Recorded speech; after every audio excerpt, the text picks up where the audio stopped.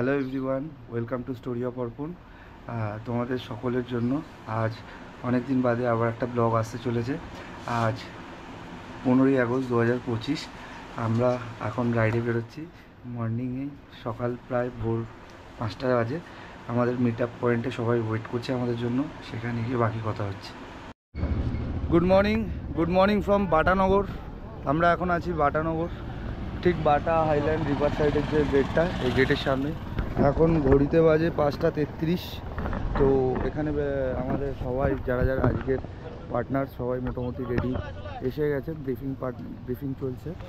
তো এখান থেকে আমাদের আজকের যাত্রা শুরু। লেটস কন্টিনিউ, দেখতে থাকো এবং স্টেপ বাই স্টেপ আমাদের আরও একজন দুজন আরও সামনে থেকে মিট করবে। আমাদের ফার্স্ট আপাতত ডেস্টিনেশন হবে এখন কোলাঘাটে গিয়ে আমরা ব্রেকফাস্ট করে তারপরে ওখান থেকে আবার টানা রওনা দেবো। আজকের ডেস্টিনেশনটা জানিয়ে দিই, আজকে আমরা যাচ্ছি হচ্ছে পুরুলিয়া। তো বর্ষায় পুরুলিয়া, আশা করি ভালোই লাগবে। ঠিক আছে, দেখতে থাকো, ইন্টারেস্টিং হবে। আশা করি ব্লগটা খুব ভালোই হবে। চলো, লেটস কন্টিনিউ।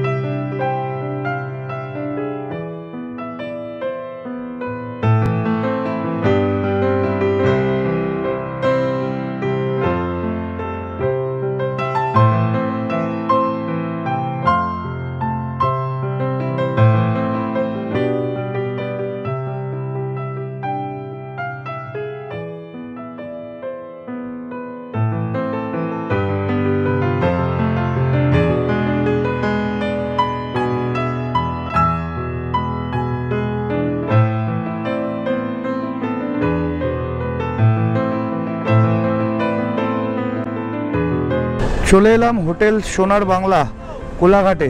আসার সময় অনেকটা বৃষ্টি হচ্ছিল অনেকবার, এখন রাস্তায় খটখটে এবং রোদ দূরে উঠেছে, কিন্তু আমার জুতো আর পা দেখলে বুঝতে পারবে, যদিও বা সেরকম না, খুব একটা জোরে নয়, কিন্তু রাস্তায় দাঁড়াতে হলো, ওই জন্য কোলাঘাট আসতে অনেকটা লেট হয়ে গেল। এই বাকি সবাই আমাদের এই আস্তে আস্তে ঢুকছে। এই যে অলরেডি একজন রেনকোট পরেও নিয়েছে, এখানে সবাই ফ্রেশ হচ্ছে। এবার আমাদের ব্রেকফাস্ট করার পালা। এই টোটাল যে কটা গাড়ি দেখছো সবাই মিলে আমরা একসাথে আজকে ডেস্টিনেশন পুরুলিয়া, সবাই মিলে একসাথে যাচ্ছি। কোলাঘাট ছেড়ে এই মুহূর্তে আমরা রওনা দিলাম। এবার সোজা খড়গপুর হয়ে পুরুলিয়া ঢুকবো। যাওয়ার পথে আর এক দু জায়গায় দাঁড়াবো, অনেকটা লেট হয়ে গেছে। ব্রেকফাস্টে ম্যাগি, কচুরি, পরোটা এই মানে কমন খাবার ছিল, ওই জন্য আলাদা করে আর এটা ভিডিও করে তুললাম না। তো খেতে গিয়েও অনেকটা সময় গেল, অনেক লাইন ছিল। অ্যাকচুয়াল 15 আগস্টে সবাই কোলাঘাট ফ্রাইডে আসে, প্রচুর ভিড়। সেই কারণে আমরা কোনো রকমের খাবারটা অর্ডার দিয়ে খেয়ে বেরোতে পারলে বাঁচি, তাই বেরিয়ে গেলাম তাড়াতাড়ি খেয়ে।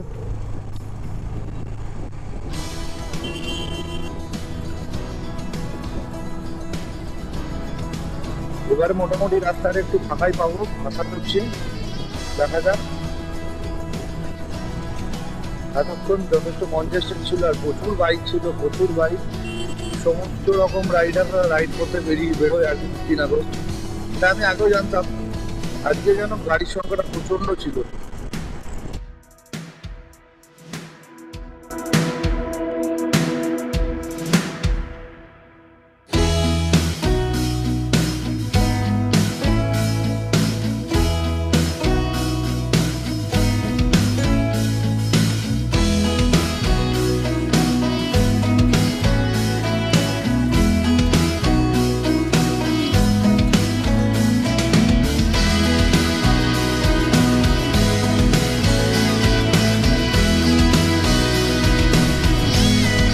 অনেকদিন বাদে এরকম গ্রামের রাস্তা দিয়ে যাচ্ছি, অনেকদিন মানে অনেকদিনই বাদে। ওই আমাদের দিকে সাউথে ঘরের কাছে বকখালি যাওয়ার পথে এরকম রাস্তা পড়ে। তো আজকে তো এখন আমরা বেলপাহাড়ি, এখান থেকে দেখা গেলো 48 কিলোমিটার, আর ঝাড়গ্রাম 18 কিলোমিটার। ঝাড়গ্রাম প্রায় এসেই গেছি কাছে। তো ঝাড়গ্রাম বা বেলপাহাড়ি যে কোনো একটা জায়গায় গিয়ে স্টে দাঁড়াবো, 15 মিনিট একটু রেস্ট নেবো, চাটা খাবো, তারপর আর ডেস্টিনেশন বাকি থাকবে 8 কিলোমিটার। তত পর্যন্ত ওডোমিটার বলছে 160 কিলোমিটার যাত্রা সম্পন্ন করেছি বাড়ি থেকে, আর এদিকে ম্যাপ বলছে 147 কিলোমিটার এখনো যেতে হবে। দেখা যাক কখন গিয়ে পৌঁছতে পারি।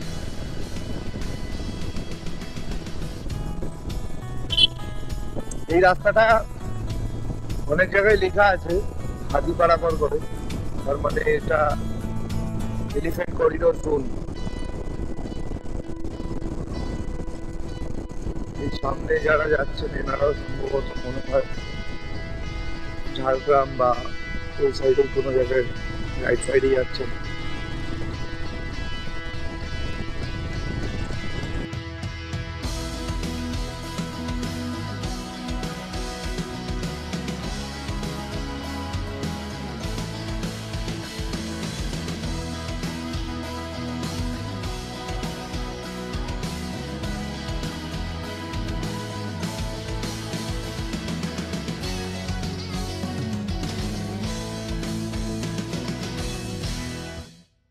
বেলপাহাড়ি ঢুকে বেলপাহাড়ি ক্রস করলাম, বেলপাহাড়ি ঘাগড়া জলপ্রপাত, তারপর কাকড়াঝোড় যাওয়ার রাস্তা সমস্তটাই দেখতে দেখতে এলাম।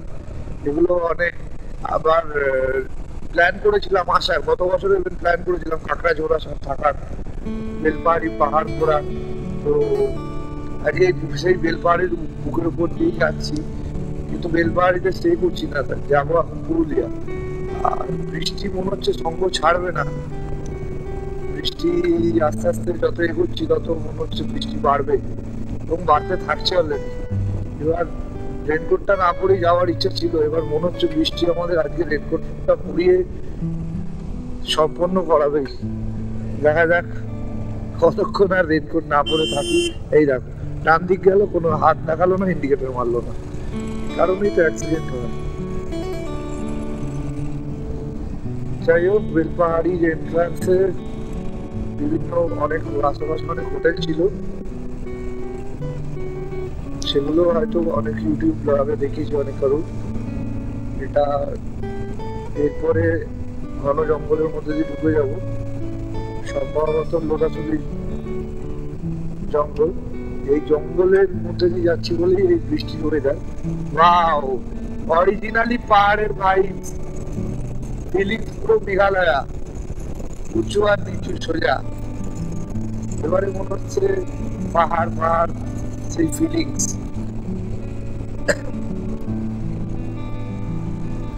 তার সাথে সুন্দর বৃষ্টি, বাহ বাহ বাহ, জমে গেল পুরো ব্যাপারটা। রোমাঞ্চকর ওয়েদার, রোমাঞ্চকর পরিবেশ। আমি তো বেশ এনজয় করছি, তোমাদের কতটা ভালো লাগছে জানি না, আশা করি ভালোই লাগবে। জায়গাটার নাম কুলদিহা, চারিদিকে জঙ্গল, মাঝখান দিয়ে এটা স্টেট হাইওয়ে 5, ন্যাশনাল হাইওয়ে না, এটা স্টেট হাইওয়ে 5, 5 নম্বর রাজ্য জাতীয় সড়ক। রাস্তা ভালো, কিছু কিছু জায়গায় আমরা বর্ষার কারণে খারাপ পেয়েছি। এই রাস্তার এই সৌন্দর্যটা আমাকে আরো আকৃষ্ট করছে, উঁচু নিচু পুরো পাহাড়ি ভাইবটা, তার সাথে সুন্দর বৃষ্টি। বৃষ্টিটা না হচ্ছে জোরে, না হচ্ছে আস্তে, টিপটিপ করে পড়ছে, গাড়ি আর থামাচ্ছে না, ওই জন্য যতটা ট্রেনে যাওয়া যায়। জোরে বৃষ্টি চলে আসলে তো দাঁড়াতেই হবে, রেনকোট পরতেই হবে, সেই কারণে ইচ্ছা আছে রেনকোটটা না পরেই যাওয়ার, বড় বিরক্ত লাগে খোলা পড়া করতে। জোরে বৃষ্টি হলে রেনকোটটা পরে যাবো, সেই জন্য নিয়ে এসছি দুজনেরই। দেখা যাক, এবারে পাহাড়ের ফিলিংস বা ভাইবসটা বেশ সুন্দর লাগছে, উঁচু উঁচু ব্যাপারটা ভালো লাগছে। শালবাড়ি রিসর্ট অ্যান্ড রেস্টুরেন্ট, আচ্ছা এই লোধাশুলি জঙ্গল মোড়ায় আমরা প্রবেশ করতে চলেছি। এই জঙ্গলে প্রবেশ করার আগে এই শালবাড়ি রিসর্ট অ্যান্ড রেস্টুরেন্টটা ছিল, এটাও 2 মাস দেখেছি। তোমরা রাস্তাটা দেখে আশা করি তোমাদের ভালোই লাগছে, বুঝতেই পারছো। দেখি এখানে একটা ছোট্ট করে ড্রোন শট নেওয়া যায় কিনা। বৃষ্টি পড়ছে, চেষ্টা করি একটা ড্রোন শট নেওয়ার। যদি যদি নিতে পারি আমারও ভালো লাগবে, তোমাদেরও ভালো লাগবে।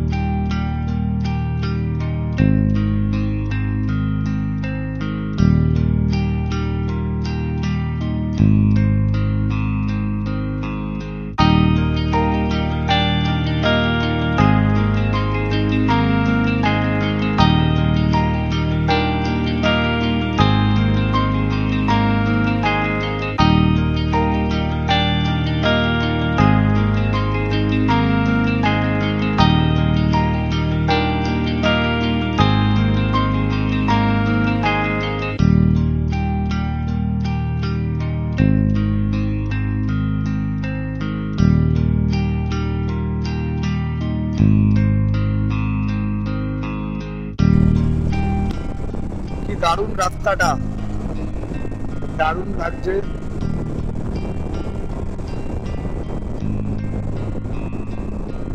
সুনসান পরিবেশ, চারিদিকে শালবনের জঙ্গল, তার মধ্যে দিয়ে এরকম ফাঁকা রাস্তা, রাইড করার আনন্দটাই আলাদা।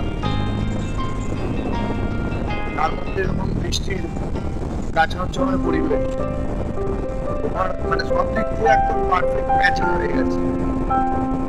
যেতে অনেকটা দেরি হবে ঠিকই, কিন্তু ওভারঅল রাস্তার ভাইবটা বা ফিলিংস এবং ওয়েদারের সাথে অ্যাডজাস্টেবল, পুরো খুব সুন্দর লাগছে, পারফেক্ট কম্বিনেশন। আর তার সাথে অনেক, এই যে আমরা তো অনেক মাটির বাড়ি দেখি, এইখানে প্রত্যেকটা মাটির বাড়ি দেখলে এত সুন্দর পরিপাটি করে সাজানো, এরকম রং করা এবং টিপটপ A1 মেনটেনেন্স, মানে এটাকে এরা প্রত্যেক বছর মেনটেন করে। মানে বেশিরভাগই কাঁচা বাড়ি, পাকা বাড়ির সংখ্যা কম, যেহেতু এটা অফবিট ডেস্টিনেশন গ্রাম, সেক্ষেত্রে এই গ্রামের মধ্যে এই মাটির বাড়ি মেনটেন করে এত সুন্দর রকম করে রাখা, এটাও একটা দেখতে পাওয়া ভাগ্যের বিষয়। তার সাথে এরকম পাহাড়ি রাস্তা, উঁচু নিচু, সব মিলিয়ে একদম সুন্দর পরিবেশ, কোনো কথা হবে না যাকে বলে। স্টেট হাইওয়ে 5, এটাও বেশ সুন্দর, দারুণ মেনটেনেন্ট। মানে সেরকম বর্ষার মধ্যে অনেক জায়গায় গাড্ডা মাড্ডা পেয়েছি, তো এখানে সেইভাবে সেই পরিমাণ গাড্ডা এখনো পাইনি। রাস্তার মেনটেনেন্স খুব ভালো। ওয়েস্ট বেঙ্গল গভর্নমেন্ট মানে পিডব্লিউডি থেকে এই রাস্তাটা ভালোভাবে মেনটেন করে রেখেছে। টুরিস্ট যারা আসবেন তাদের যাতে কোনো অসুবিধা না হয়, গ্রামবাসী যারা এনাদের যাতায়াত ব্যবস্থা একমাত্র বাস বা সড়ক পথে বলা যেতে পারে, সেই কারণে। যাই হোক, রাস্তাটা খুব ভালো, তার সাথে পরিবেশটা জমজমাট একদম বলা যেতে পারে। সব দিক থেকে ভালো, খুবই ভালো লাগছে। বলতে বলতে এই যে বাসের টাকা পেয়ে গেলাম, এই বাস সার্ভিসের মাধ্যমে এলাকার লোকজন যাতায়াত করেন। সিআরপিএফ ক্যাম্প, অসাম লাগছে, অসাম লাগছে। রাস্তাগুলো এরকম রাস্তা দিয়ে গাড়ি চালাতে কার না ভালো লাগে। কাকড়াঝোড় 20 কিলোমিটার মাত্র, কাকড়াঝোড়ে প্ল্যান করেছিলাম গত বছর, কিন্তু হয় যাক, এই বছর পুরুলিয়াটা তো হলো, সমস্তটা এই কাকড়াঝোড়ের মধ্যেই চলে যাচ্ছে। পুরুলিয়া মাত্র 77 কিলোমিটার, জামশেদপুর 62। এরকম ঘন পাইন বনের মধ্যে দিয়ে, পাইন নয় শালবন, গলাটা ভুল হলো। এই রাস্তাকে কন্টিনিউ করে আমরা পুরুলিয়া পৌঁছবো।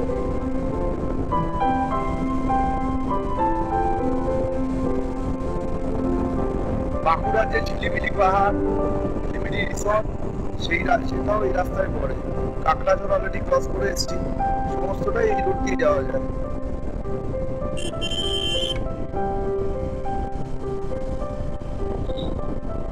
আমরা এখন ঝাড়খণ্ডে প্রবেশ করে গেছি। পুরুলিয়া ঝাড়খণ্ডের বর্ডারের এরিয়ার মধ্যেই। ঝাড়খণ্ডের গাড়ি পুরুলিয়ায় চলে, পুরুলিয়ার গাড়ি ঝাড়খণ্ডেও চলে, মানে ডাব্লিউবির গাড়ি।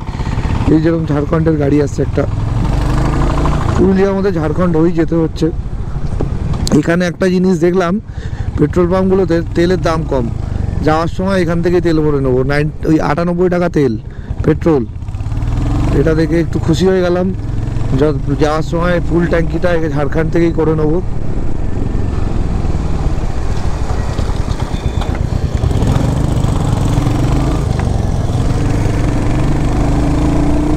আমরা এখন অন্য রাজ্যে, ঝাড়খণ্ডে।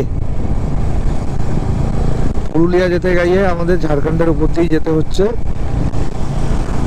পুরুলিয়ার 38 কিলোমিটার।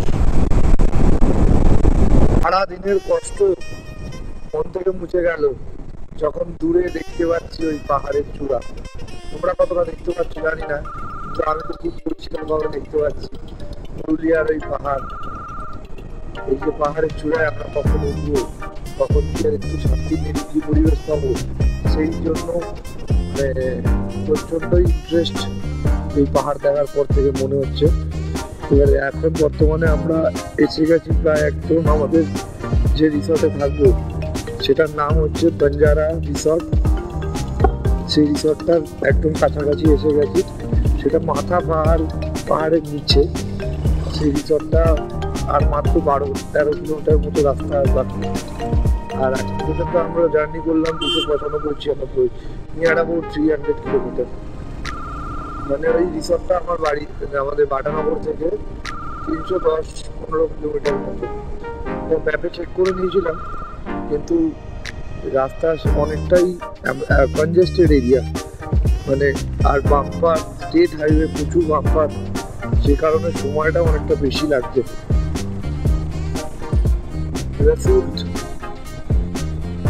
ওই যে দেখা যাচ্ছে দূরে পাহাড়।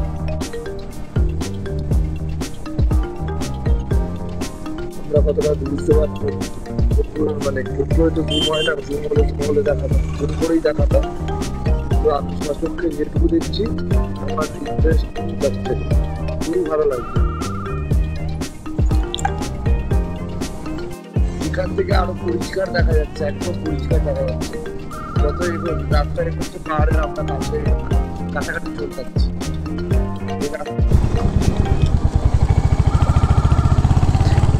রাস্তাটা অনেকদিন আগে হয়েছিল, ভেঙেচুরে একাকার।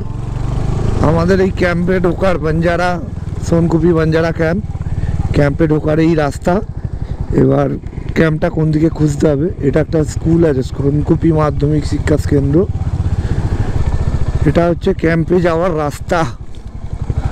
এই জঙ্গলের মধ্যে দিয়ে, রাস্তা বলে কিছু নেই, পুরো মাটি।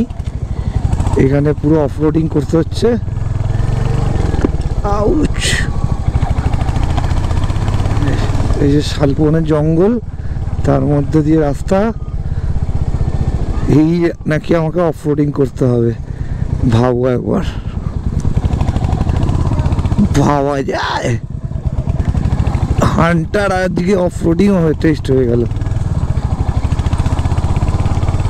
কত দূর রে ভাই বাঞ্জারা ক্যাম্প। যাই হোক, সামনে দুটো বাইক আরোহী বললো আমার ওদের পেছনে যেতে দেখিয়ে দেবে আমাকে।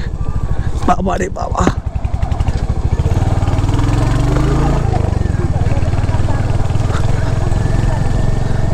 হ্যাঁ একটা 4 চাকা আছে।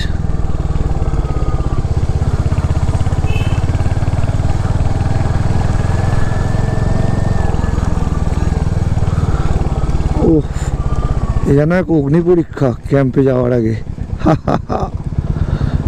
না,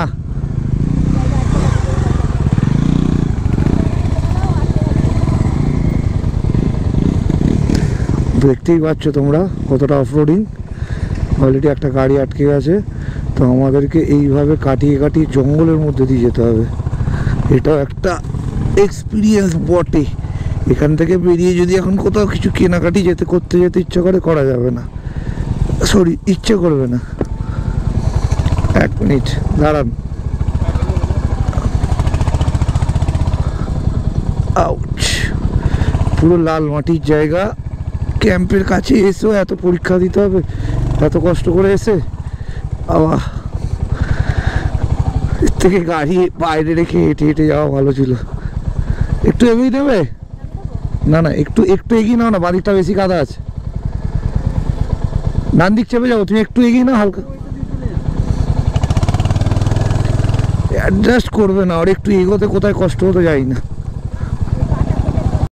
অরিজিনালি এসে পৌঁছালাম। অনেকগুলো ক্যাম্প আছে, সোনকুপি বাঞ্জারা ক্যাম্প বাদিকে, এছাড়াও এখানে এতগুলো ক্যাম্প রয়েছে, পাতালগড়, সোনকুপি ফরেস্ট রিসর্ট, স্বপ্ননীড় পাহাড়ি রিসর্ট, টং ক্যাম্প, পুরুলিয়া, মানে এখানে টোটাল ক্যাম্পিং এরিয়া, পরপর ক্যাম্পিং এরিয়া জঙ্গলের মধ্যে। আমাদের এটা সোনকুপি বাঞ্জারা ক্যাম্প ডেস্টিনেশন।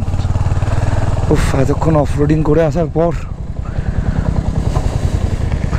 এসে পৌঁছালাম, এটাই শান্তি। এখান থেকে আর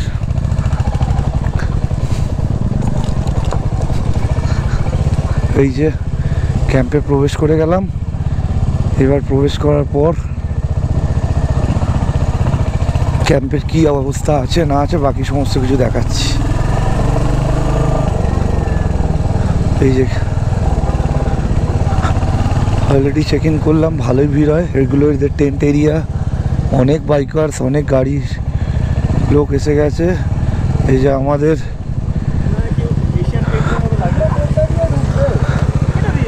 সৌরভ বাবু সামনে ফার্স্টে চলে এসছে। তো কেমন লাগলো স্যার এক্সপিরিয়েন্স অফরোডিং এর?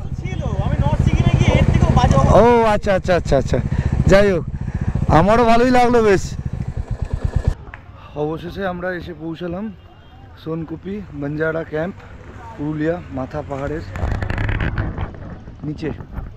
মাথা পাহাড়টা এখান থেকে পরিষ্কার দেখা যাচ্ছে না, গাছপালায় ঢাকা, কিন্তু এই আমাদের এই যে যত গাড়ি যারা যারা আমাদের সাথে আজকে কাল পুরো রাইডে এসছে, প্রত্যেকগুলো গাড়ি এখানে রয়েছে। এখন আমাদের চেক ইন হবে না, চেকিংটা একটু বাদে হবে, আগে লাঞ্চটা করে নিতে হবে। যেহেতু আমরা ঢুকলাম প্রায় 4:45 ঢোকার কারণে আমাদের প্রথমে বললো আগে লাঞ্চ করে নিতে। আমরা এখন লাঞ্চ করব, তো চলো দেখা যাক লাঞ্চে কী দেয়। লাঞ্চ থেকে ওনাদের প্যাকেজ শুরু আজকে আমাদের। তো লাঞ্চ টেবিলে বসে বললাম, লাঞ্চে বুফে সিস্টেম, খাবার নিয়ে বসে বললাম। লাঞ্চে আছে করলা পকোড়া, আচ্ছা ডালের সাথে ডিমের অমলেট, আলু পটলের তরকারি, স্যালাড আর মাছ, এছাড়াও চাটনি পাঁপড় আছে। আচ্ছা, খাবারের টেস্ট কীরকম ঋতিকদা? খুব ভালো, খুব ভালো, খুব ভালো, খুব ভালো। এখন আমরা রুম পাইনি, কিন্তু খেতে পাচ্ছি। খাবারটা খেয়ে তারপর রুমের সমস্ত ডিটেলস দেখাবো।